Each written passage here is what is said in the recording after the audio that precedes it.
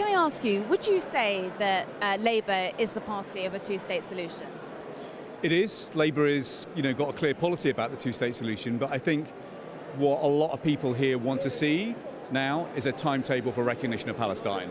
We have now got many of our European neighbours that are now standing up that commitment. People in this room tonight, we're members of the Labour Party who want to see Labour actually deliver on that commitment just as soon as possible. Were you pleased with the news about suspending certain arms sales, and do you imagine that Labour will go further? Yeah, I think that was good progress. I chair the Business and Trade Committee in the House of Commons, which has got oversight of arms control.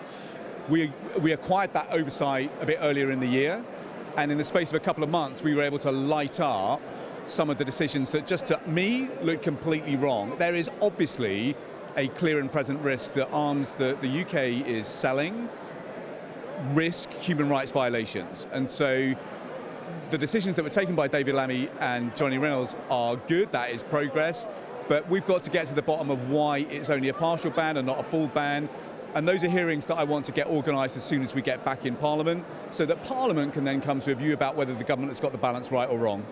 Did you have concern when David Cameron was, I suppose he wasn't making public certain information that should have been on arms sales? 100%. We were confronting Conservative ministers with evidence that the UK government was submitting to courts that actually warned of human rights violations using British weapons. We were able to point to American evidence of the same kind of conclusions.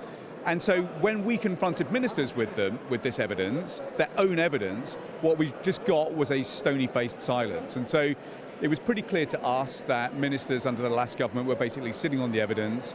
They were kind of, just trying to see no evil. They were covering their eyes to what was really going on. And I'm glad, frankly, that David Lammy and Johnny Reynolds have moved in the way that they have to take different decisions quickly. The sort of timetable that we're looking at, what would you like to see? How should we be moving? Look, people like me want to see a timetable tomorrow, right? And so there are now European neighbours of ours that have already taken the decision to recognise the state of Palestine. We've now got, we can now all see ambassadors from the state of Palestine presenting their credentials in countries next door to us. We want to see that happen in the UK as fast as possible. Can I ask you, do you think that the American sway is influencing the UK's decision on how fast they move with the Israel-Gaza conflict? I've heard that argument, but I don't think so, because at the end of the day, we've got a clear legal framework that governs the way that arms sales are made, for example. And that's been quite long-standing. There are very clear legal tests, and I guess the job of my committee in Parliament is to make sure that the evidence is then available for the whole of Parliament and therefore the whole of the country to see, so we can ensure that government is making the right judgments and not the wrong judgments, which is what I'm afraid David Cameron was making. When you're looking over to Beirut, do you think that we should be more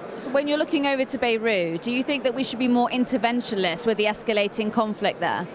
I think in a situation as complex as Beirut, the only way that we can make an impact is if we do act in concert with allies. Right now, I can't see a path for doing that. I think actually that David Lammy is pretty deeply involved in this. Quite where he's got to on this, I just can't tell.